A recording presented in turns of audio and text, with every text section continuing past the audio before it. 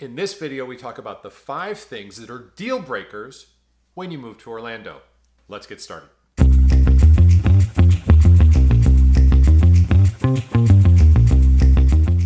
Number 5 is affordability. Florida used to be the most affordable state. Everybody was moving here because it was so affordable.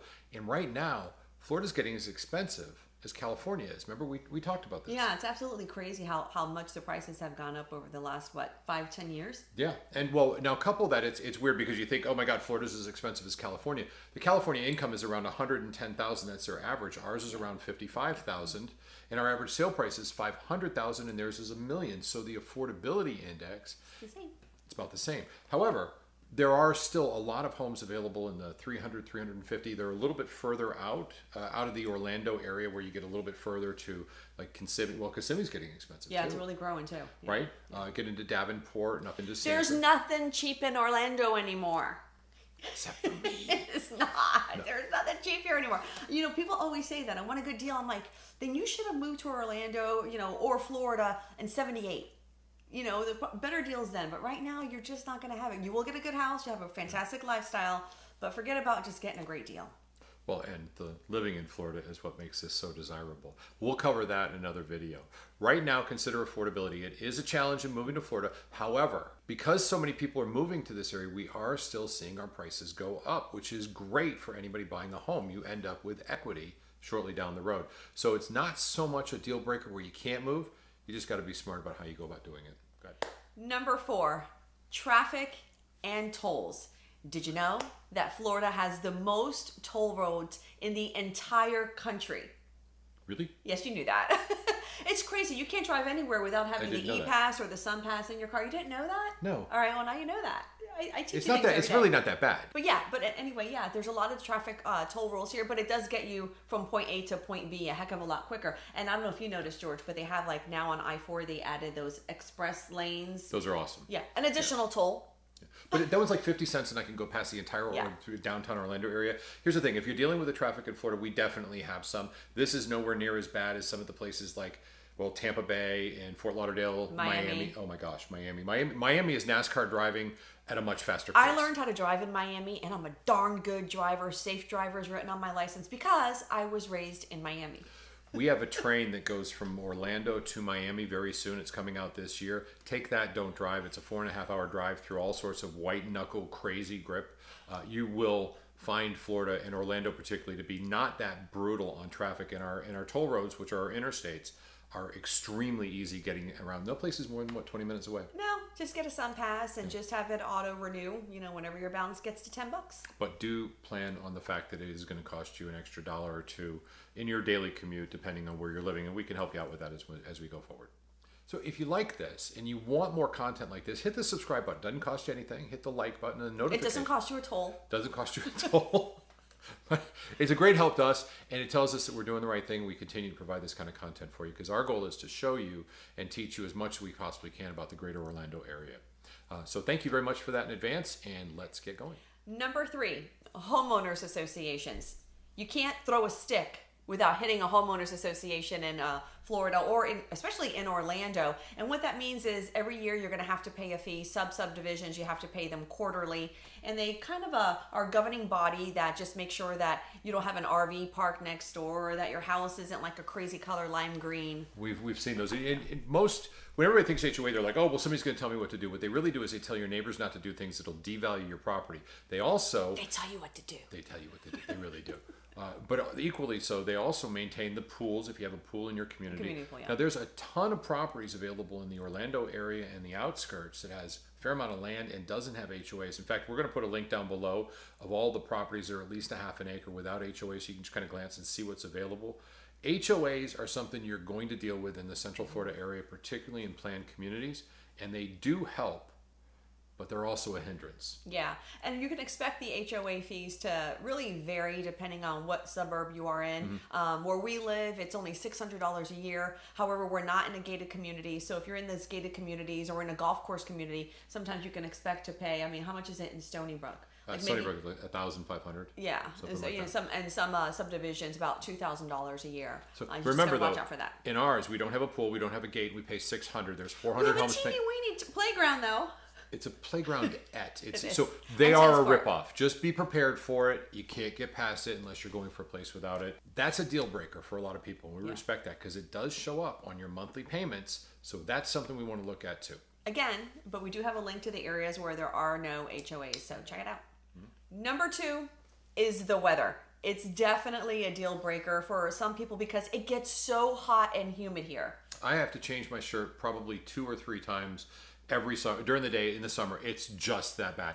But it never gets over 100 degrees because we're on a peninsula, so we get that blowing through. But the humidity can be a deal breaker for some people. For sure. Yeah, and we do though. However, I'm going to say something positive. Our winters are magnificent, like chef's kiss, beautiful. So you're not going to find any other place. I don't think. Where else could they find another place where we have gorgeous temperatures in the winter? Well, hardly ever have to use your fireplace. We went out. Don't even get me started. I know. We went out to visit some friends in Tucson, Arizona, and it's like 35 degrees out there. This is the only place that I know of that is absolutely spot on perfect for 6 months out of the year and turns into hell the other 6 months with the humidity coming out. However, you can grow anything here in Central Florida. It's unbelievable. We're planting herbs and tomatoes and just all sorts of great things will grow here. Strawberries and blueberries, you name it. So the weather, while it is brutal a couple months out of the year, does have its benefits as far as the growing is concerned. And we can't talk about weather without talking about hurricanes. And we've brought this up before as some things that you need to know.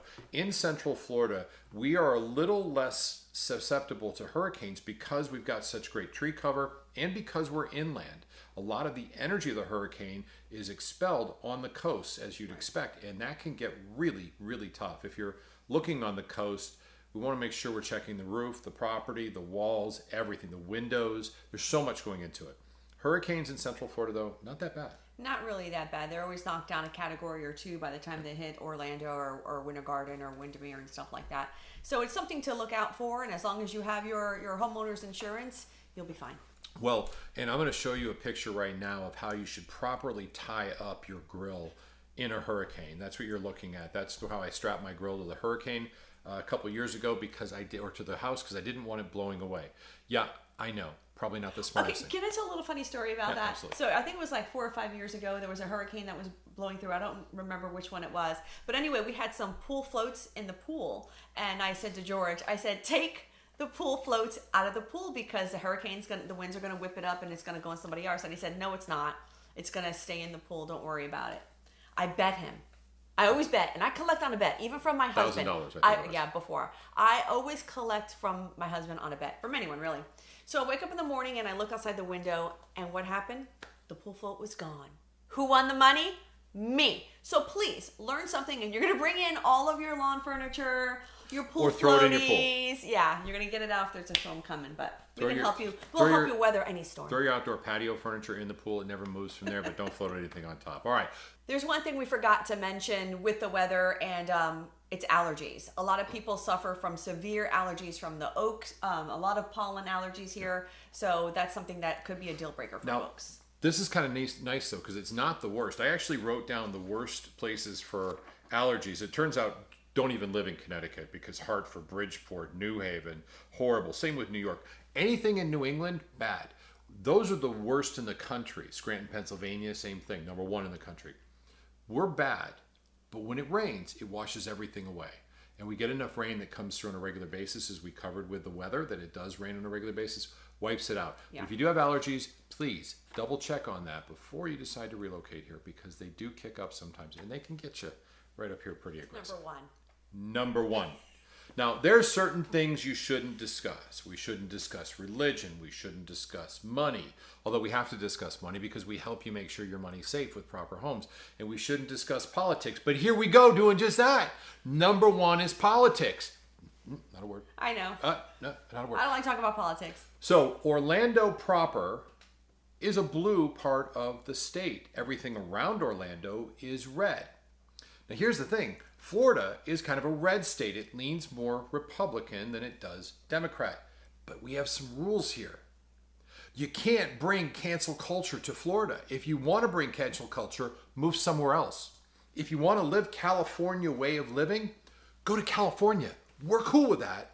Because here we treat people well, we don't cancel people, we're friendly to all, and we don't make judgments, and there's zero censorship in Florida because your opinion matters. Now that may not be politically correct, but if your politics don't line up with that line of thinking, we don't want you to move here. You're I'm serious. horrible. I'm not I horrible. know. He's so passionate about that. Treat people well. That's our philosophy.